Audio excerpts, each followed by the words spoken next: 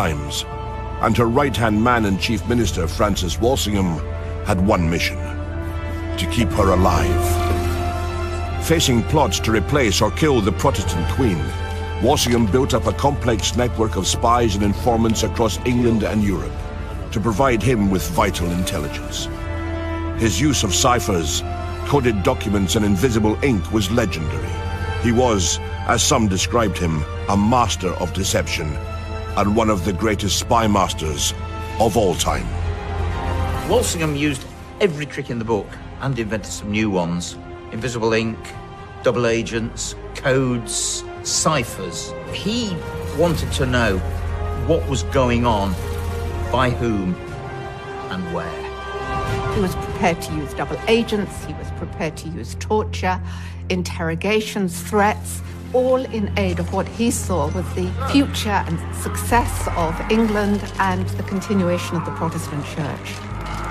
Walsingham's great contribution to the history of espionage was the development of incredibly sophisticated ciphers. This was an age before computers, and yet it's astonishing to look at the ciphers that he created. And his mind must have been like a steel trap. It was extraordinary. Quite simply, Francis Walsingham was the best spy master that this country's ever had.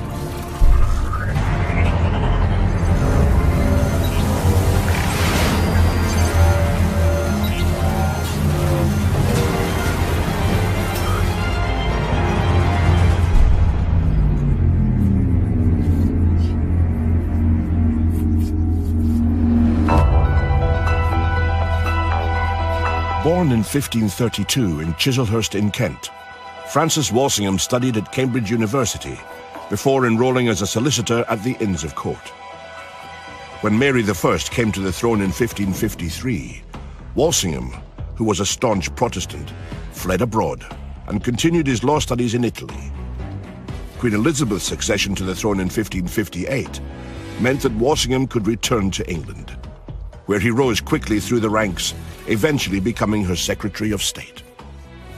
Walsingham was quite a young man when he first came to serve Elizabeth I, and she was young herself. Their youth was certainly a factor that drew them together. And also Elizabeth was very good at spotting potential. Walsingham didn't have a long track record of service at court, but she realised his intelligence and just his sophistication when it came to gathering evidence and information for her, and he soon became the linchpin of her court.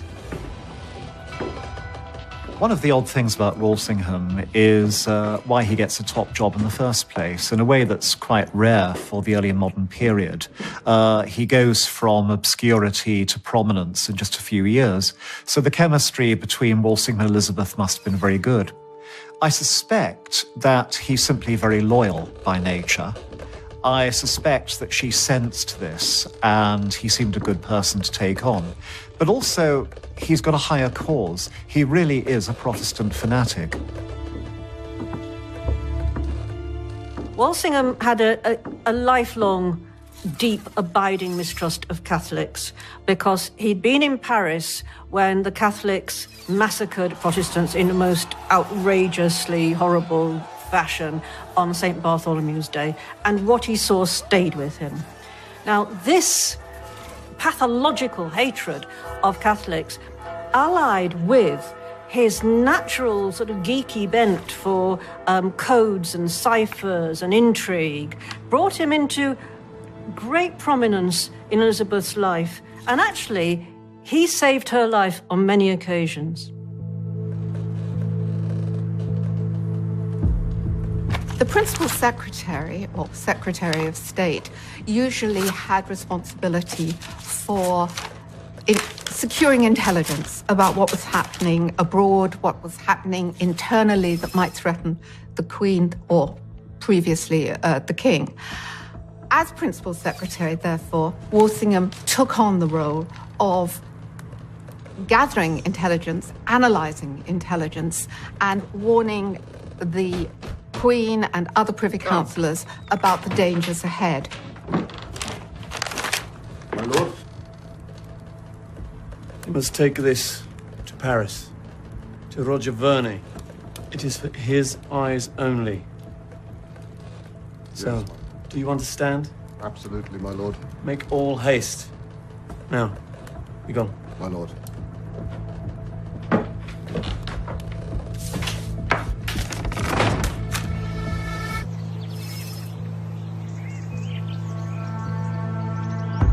Queen Elizabeth's youth, and above all, her faith, made her a widely unpopular figure for Catholics in England, Scotland, and abroad.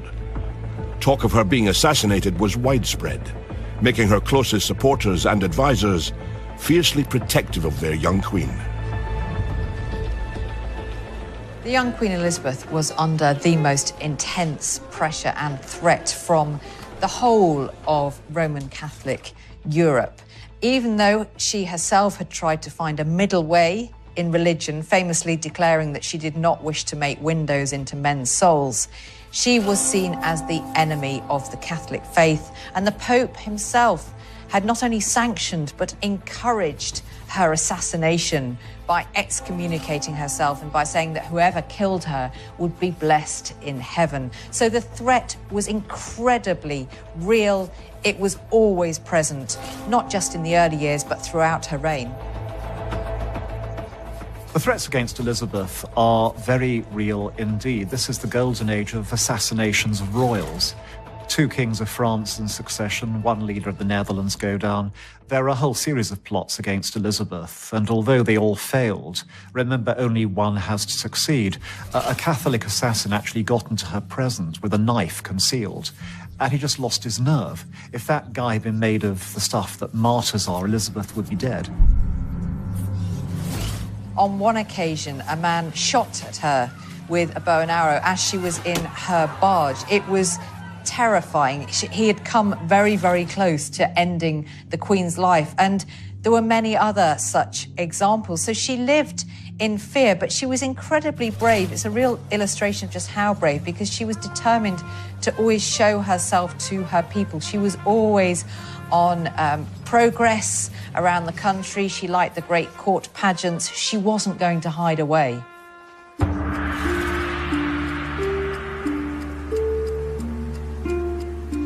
By far the biggest threat to Queen Elizabeth was her cousin, Mary, Queen of Scots, a staunch Catholic. Many people thought that she was the rightful heir to the throne of England, and throughout his career, Walsingham had to deal with a number of well-planned and well-funded plots to put her on the throne. She was Walsingham's nemesis. She represented everything that he was trying to defend Elizabeth against. She was the great hope of Catholic England. Why don't we get Mary with her royal blood on the throne, get rid of this heretic queen? So the Catholics were saying. Walsingham made it his life's work to get rid of the Scottish Queen and protect his royal mistress. You could describe Mary, Queen of Scots, as Walsingham's nemesis, but it's even better to describe Walsingham as hers. She is his obsession. She is the Catholic legal heir to the throne of England and Ireland. She really does have an excellent claim in blood, which is why her son eventually succeeds. And she's got totally the wrong religion. So she terrifies English Protestants. And the prospect of having Elizabeth die naturally or unnaturally and Mary take over is the one thing that zealous Protestants have to stop. Walsingham hated Catholics. Mary, Queen of Scots, was a Catholic. And as far as Walsingham was concerned, Mary, Queen of Scots, was public enemy number 1. What news of our cousin, Walsingham? She remains in Bolton Castle, Your Majesty. We monitor closely her correspondence. It appears she is in regular contact with the Spanish ambassador. The very real and constant threat from Mary meant that Walsingham had her confined under house arrest in a number of stately homes, castles, and manor houses across England, where she had the illusion of privacy. But in reality, her movements and contacts were carefully monitored. Walsingham was spying on Mary, Queen of Scots more than anybody else in the world. She was the main threat. And he had his double agents in the castles where she was being imprisoned. He was intercepting her letters. He had people at her court, because obviously she was the Queen of Scots and had been the Queen of France. She held her own court, even in prison. And he was infiltrating all of these groups. He knew everything that Mary, Queen of Scots, was doing and plotting. Mary, Queen of Scots may have been under the impression that she had her own private household. There was, in fact, no such thing as privacy for her. As her imprisonment went on, Walsingham placed more and more spies among her household ladies who were reporting back her every word, almost her every thought. They were asking her opinion, drawing information out of her. And Mary seems to have been unsuspecting for much of that time. She didn't realise that everything she did was being reported straight back to the great spy master. Most important of all was that one of her messengers, one of her couriers, had been suborned by Walsingham, and so that all the messages that she was smuggling out to the French ambassador's house were actually being opened, read, deciphered, and then replaced after copies had been made, so that Walsingham knew exactly what she was writing in terms of her correspondence. So Mary was spied upon very, very closely, but at the same time, she was cut off for the most part for many years from the outside world. So it was about isolating her and monitoring her, and they did that very successfully right to the end of her life.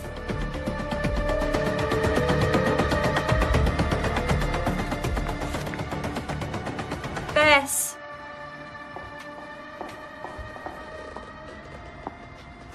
Take this personally to Norfolk and no other. Yes, madam.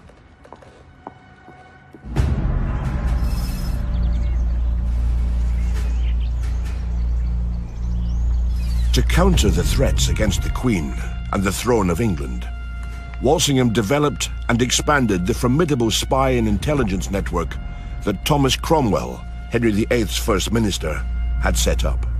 But his agents were more than just paid informants. They were carefully recruited and trained in how to break the different codes used by plotters in their correspondence, as well as the art of creating invisible ink documents.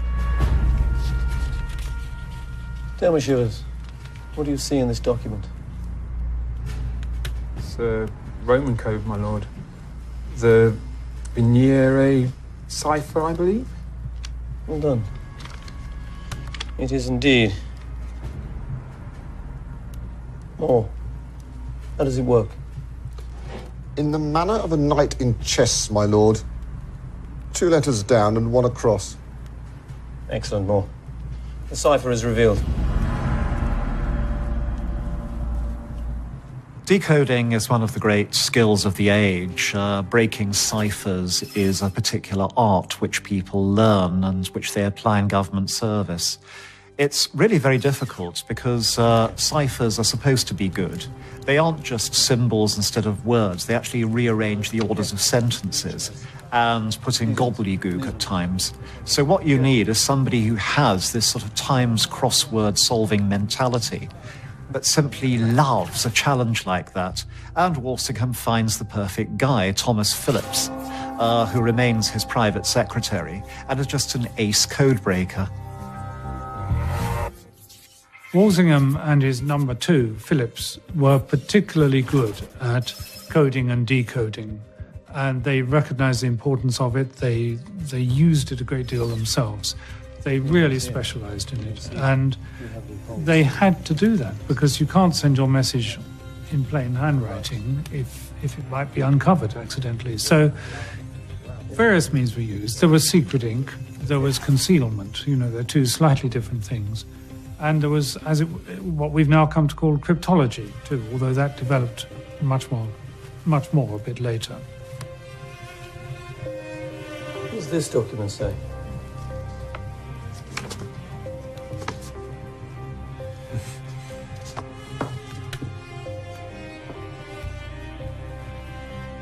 My dear ambassador, I trust this letter finds you well. Everything that Walsingham did, all the paid spies and the torture and the blackmail and moving spies around and playing them off against each other, came down to information. He wanted information so that he knew what was going to happen. He wasn't so concerned with what had already happened. He wanted to know what was going to happen in order to be several steps ahead of the game, to protect Elizabeth, to protect the country. And he wanted to protect Protestantism in England because he was fanatically anti-Catholic. The time has come, my friend, to awaken the sleeping dogs and release them on the... Heathen bitch. Heathen bitch. Invisible ink, one of the most important tools of our craft.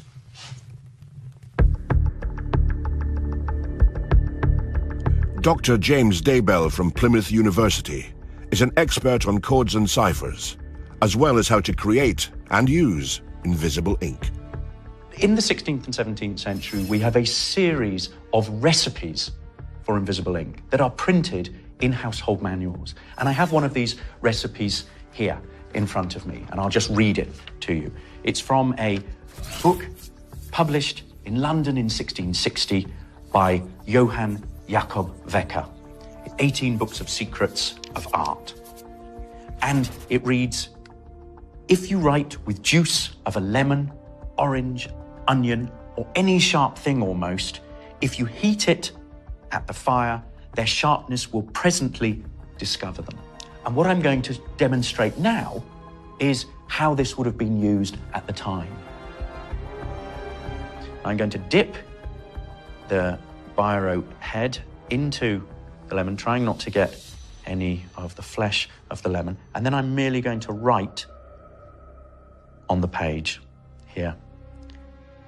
And you can just about make out the moisture, the liquid on the page. I'm going to write the word traitor.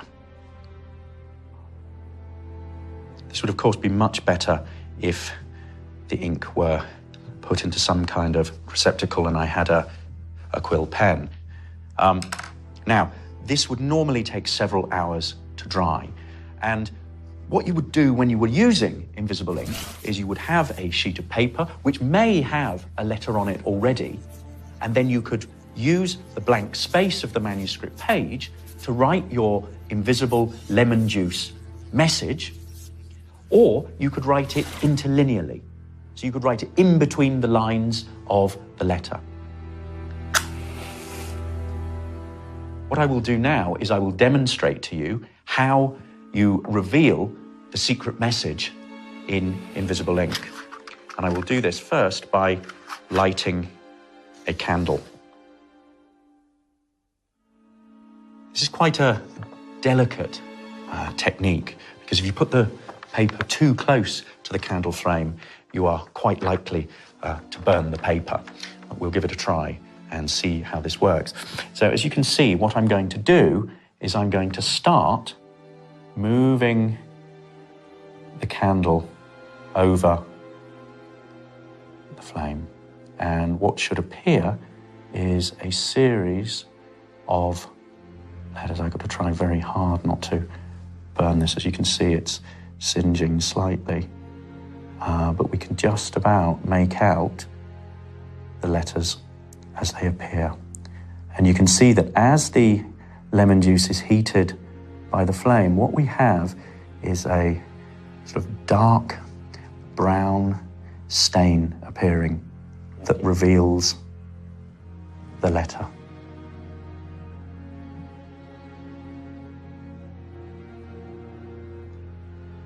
And there we are. We have the final reveal. The lemon juice message, the invisible ink, is now discernible to the naked eye, and we have the word traitor.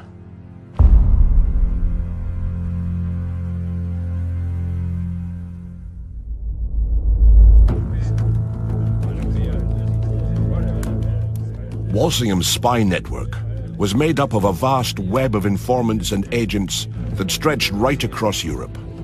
This allowed him to trace lines of communication between Catholics both in England and abroad, and keep track of any plots. Walsingham even established a spy school to provide formal training for recruits. It was incredibly pervasive and sophisticated. He developed new methods of gathering information. He had spies everywhere, not just in his own kingdom, but across Europe. There are two different types of people who tend to become Walsingham's agents. One is just a ne'er-do-well who likes living dangerously, enjoys cheating on people, and basically doesn't want regular work. He wants short-term, exciting, skullduggery work. The other and more useful type of agent is a reluctant Roman Catholic.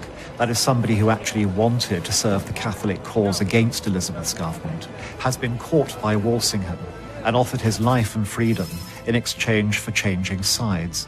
And because these people know that they're going to suffer a horrible death if they don't produce the goods, they produce them very well. The big difference between the world of Sir Francis Walsingham and the world of James Bond is that people like Bond are highly professional, well-trained permanent agents. And basically, Walsingham's agents are either turncoats or the scum of the earth who are looking for a quick pound by dirty means.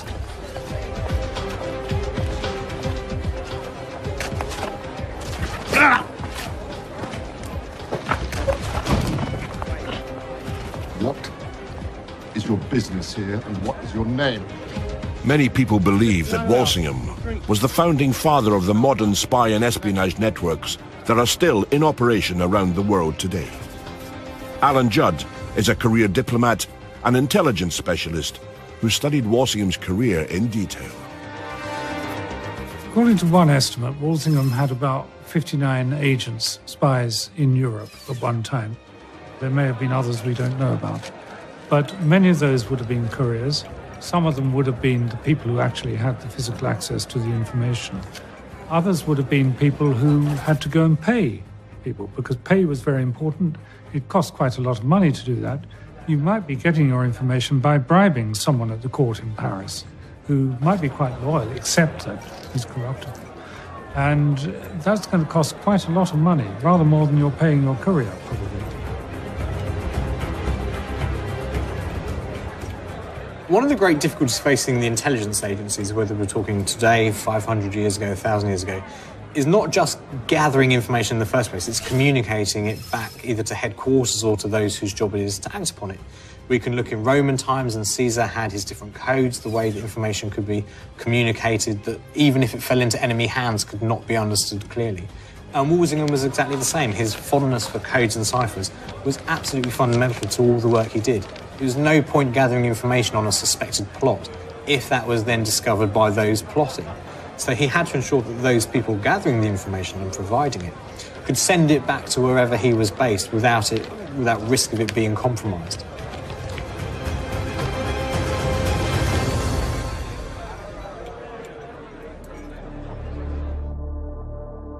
Professor James Daybell from Plymouth University has analysed one of the actual ciphers used by Mary Queen of Scots in her secret correspondence. Walsingham wasn't the only person who used ciphers in early modern England.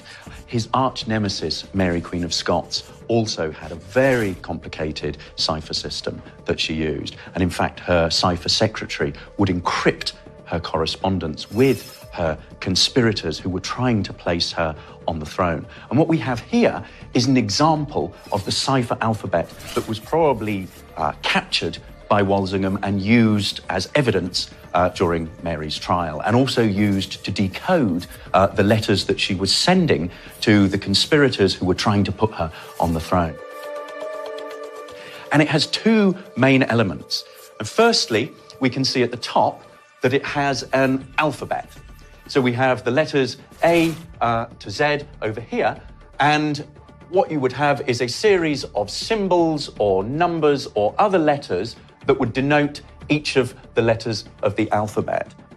What is complex about this system is it's not just employing one standard alphabet, but it is what is called a polyalphabetical system. So it is using multiple alphabets. And what we can see is we in fact have 1, 2, 3, 4 different alphabetical systems that would be used interchangeably to make the letters even more difficult to crack.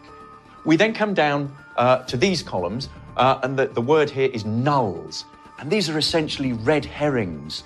They are red herrings that would be put in to confuse anyone who was trying to decrypt these letters through frequency analysis. These are basically meaningless. Then we come to a third element, which is the code words. And what you see is you have 1, 2, 3, 4, 5, 6 columns here, and a series of words, and in the column by the side of them, what we have is a series of symbols that you would put in place, you would substitute in place of those words in the letter. So, for example, when Mary wanted to write a simple sentence, she would select one of these symbols to denote the words that we have in this column. So, for example, she might want to say that the King of Spain, and she would use this symbol here, met the Earl of Sussex, using this symbol here, in Italy, she would use this symbol here, and spoke about Her Majesty, using this symbol here, and that he gave counsel to her, which is this symbol here, which she would use this. She would use this symbol here, which would use this symbol here. And so what you would effectively have is a random sentence made up of symbols that would be totally unintelligible to anyone who did not have this cipher alphabet. And it meant that Mary could correspond very, very secretly with those who were trying to put her on the throne and assassinate Elizabeth I. The fundamentals of spying haven't really changed throughout history because the fundamentals are us. They're human beings, human motivation. It's, often said to be the second oldest profession, and it's not changed very much, as I guess the first oldest profession, the most old profession probably hasn't. But the techniques, the means for transmitting information, those are what have changed significantly. Although the kind used in the Reformation, secret writing, secret messages, things put into barrels, and all that sort of thing, that continued well into the 20th century and may still be in operation now. I mean, I don't know how ISIL transmit their messages, but they're very alive to mobile phone interception. They probably use runners, and they will probably carry them in some coded form. Clever. Rather than doing one, yes, we use three. Mary, Queen of Scots, was public enemy number 1 for Walsingham. To disrupt her life as much as possible, she was moved around from one residence to another. He also made sure to plant spies and informants among her personal staff, who reported her movements back to him. She, of course, had no idea about the level of scrutiny she was under. So when Walsingham discovered that she was corresponding with a group of Catholic plotters led by the young Anthony Babington, he seized his chance. The Babington plot is part farce and part tragedy. It's a real plot by a bunch of silly young Catholic men, led by an exceptionally stupid young Catholic man called Anthony Babington. He's handsome, he's dashing, he's immensely popular, he's immensely rich, and he's immensely wild. And he gets the idea of murdering Elizabeth and putting Mary on the throne. What the plot serves to do is give Walsingham and his network a way of nailing Mary. Because having found out about the plotters through a double agent, Walsingham actually opens a channel of communication between the imprisoned Mary and the plotters, which he himself establishes through double agents, and he himself monitors. So it's the perfect entrapment scenario, and he perfectly traps Mary. Walsingham was using his double agents, a guy called Gifford and another one called Morgan, who basically came up with this ridiculous idea of letters going backwards and forwards from Babington to Mary, in beer barrels. Little did she know that the beer barrel was a device used by Walsingham so that she could send messages out that he could then unplug from the beer barrel, have deciphered, and then let her continue plotting until he got to the point where he could incriminate her in a conspiracy. The Babington conspiracy was effectively entrapment on Walsingham's part. He wanted to bide his time, give Mary enough rope to effectively hang herself, and that's exactly what he did. He was a patient man, and while those around him were urging him to bring the conspiracy to a conclusion, he wanted more. He wanted more direct evidence. It wasn't enough that Mary was receiving these letters from the conspirators. He wanted a letter from her that categorically stated her own involvement. And that's the prize he waited for, and he got it.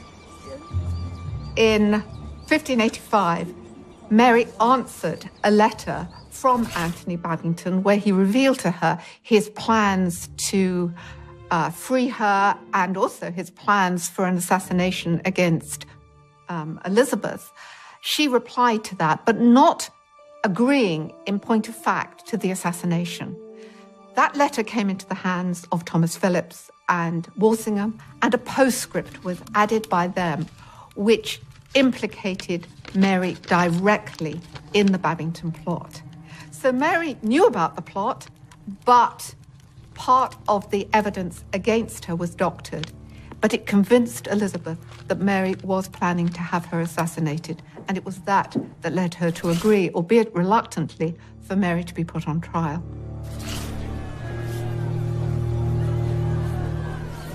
This is a document from the National Archives that we know as the Babington cipher.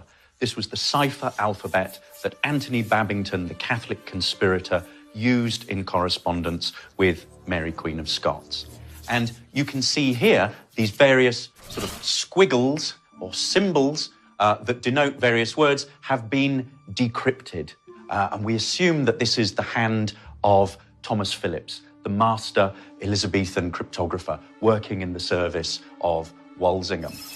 We can see down at the bottom that it has been signed by Anthony Babington. And what is telling is that it appears from this sentence here that Babington has confessed about this cipher, perhaps under duress, perhaps under torture. And it says, "This last is the alphabet by which only I have written unto the Queen of Scots or received letters from her." And he signs it here, Anthony Babington. And then it reads, "Acknowledged and subscribed by Babington, primo, or the 1st of September, 1586, in the presence of Edward Barker."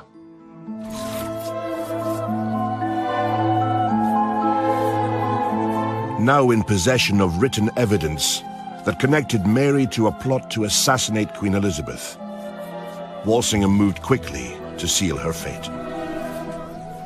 Walsingham had no hesitation. When he had this letter from Mary, Queen of Scots, he had in front of him in black and white, she was plotting to kill Elizabeth. He confidently went to Elizabeth, who famously prevaricated when it came to dealing with the Queen of Scots, but surely now she had to do something. No. Elizabeth continued to hesitate, and you can see why. She was setting a very dangerous precedent in convicting an anointed queen, in having an anointed queen put to death. What's to say somebody couldn't come along and do the same to her? Elizabeth had very good reasons for not wanting Mary to be put on trial and certainly not wanting her to be executed. It took until October for the trial to take place. And when it did take place, Elizabeth did not want a sentence to be given, because once the sentence was given, she would be forced into a position of either agreeing to an act of pardon or in signing a death warrant. And she knew her privy councillors would put a huge amount of pressure on her not to give a pardon.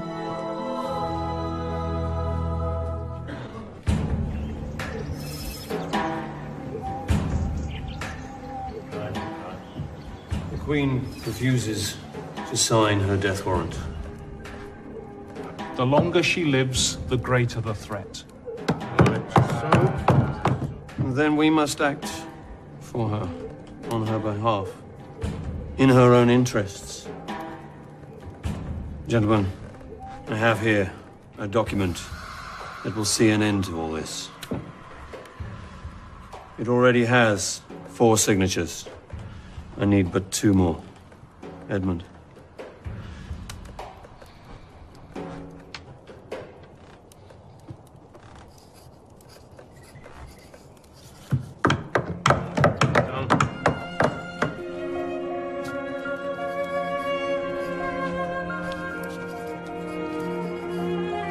Mary, Queen of Scots, was finally executed on the 15th of February, 1587. On Walsingham's orders, the body was then stripped of all its clothing and then burned so that no relic survived.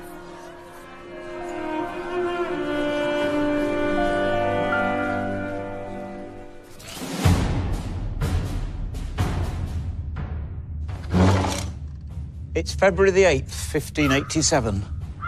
The Catholic Mary Queen of Scots walks down the staircase of Fotheringay Castle into the Great Hall. Waiting for her is a block, a basket, and an executioner. Mary was wearing a black dress. She took it off, and beneath was a red petticoat, blood red, the sign of a Catholic martyr. Then one of her maids placed a white handkerchief around her face, and she knelt down and placed her neck on the block. Then the executioner, Simon Bull, took up his axe and made the first blow to take off her head, and it bit into the back of her head.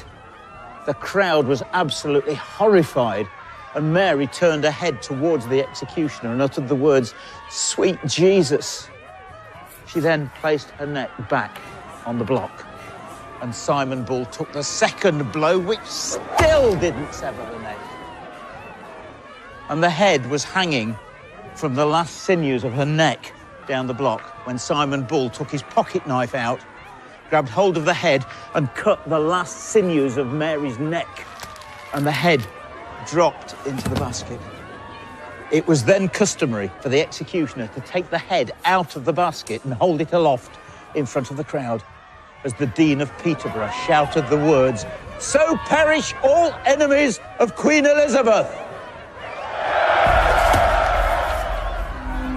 The execution of Mary, Queen of Scots, was not as one might have hoped for an anointed queen. It took several blows of the axe to sever her head, and then when the executioner held her head aloft, he held it by the hair, which was in fact a wig, and the head dropped away.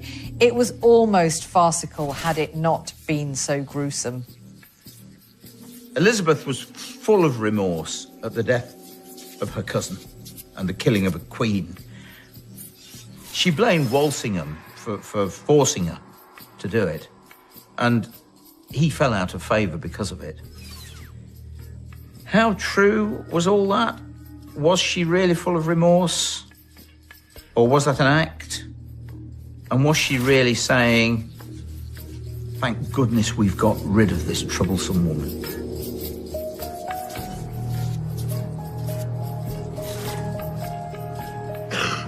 The great spy master remained out of royal favour until his death in 1590.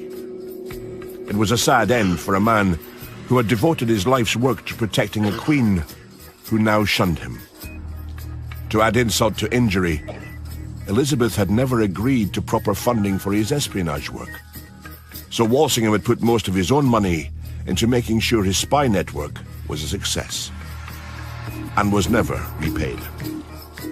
It's rumoured that he was so deep in debt at the end that he was buried at night, so that his creditors wouldn't steal his coffin.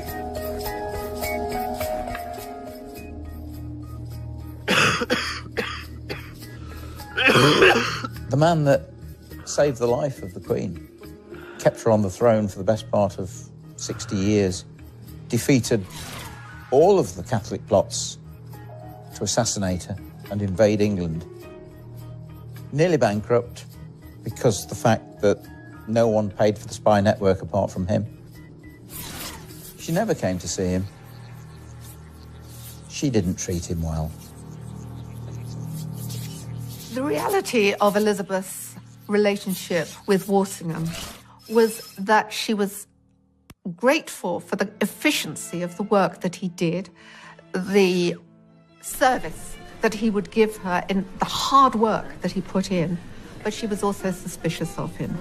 She believed that he was too Protestant for her good, and that sometimes his loyalties went beyond his loyalty to her as a monarch and went to Protestants who were overseas and to the Protestant church in general in a way that she didn't fully approve of. Certainly, the whole controversy around the signing of the death warrant of Mary, Queen of Scots, had an incredibly negative effect on Elizabeth's relationship with Walsingham. I think there's a sense of disillusionment on Walsingham's part. He had served her utterly faithfully all this time, but the way in which she dealt with the whole affair and tried to distance herself from it, I think, did lose some respect by Walsingham. Their relationship did recover ultimately, but by then he was a dying man. Walsingham had inherited an embryonic spy network from Thomas Cromwell, which he greatly enlarged and expanded, finally building one of the largest intelligence operations in the world. It was the foundation for today's British Secret Service. But without doubt, his greatest legacy was the length and success of Queen Elizabeth's reign. At the time, no one thought she would survive for more than a few years. But in the end, she spent over 4 decades on the throne, in a period now known as the Golden Age. I think there can be no doubt whatsoever that Walsingham saved Elizabeth's life. I think without him and without his spy network, she would have died much sooner, and it would not have been a natural death. She would have been assassinated. She owed her life to Francis Walsingham. The real achievement of Walsingham and his spy network is to change British history by destroying Mary, Queen of Scots, who is the legal heir to the English throne and the lost Catholic heir for 100 years. He could be seen quite legitimately, I think, as in some ways the founder of what might be seen as the modern Secret Service. He used the intelligence devices of the CIA today, for example, or MI6 or MI5, in a way that was appropriate to the Elizabethan period.